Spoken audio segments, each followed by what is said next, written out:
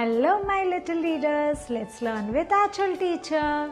Come and say with me. Today we are going to do letter B. Okay children, who remember yesterday's letter?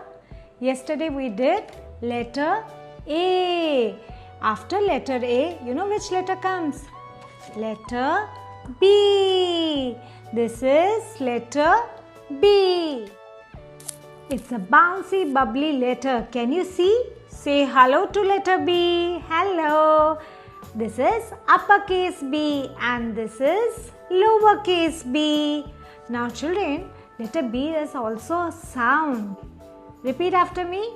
B says B. B. B. B says B. B like a bouncing ball. B. B. Can you call? Clap your hands and say with me. B. B for letter B. Write letter B. Now children, let's write letter B, uppercase B. So come on, straight line down from top to ground. Two big curves. Go round and round. This is uppercase B. Let's write lowercase b. Okay. So, down the line.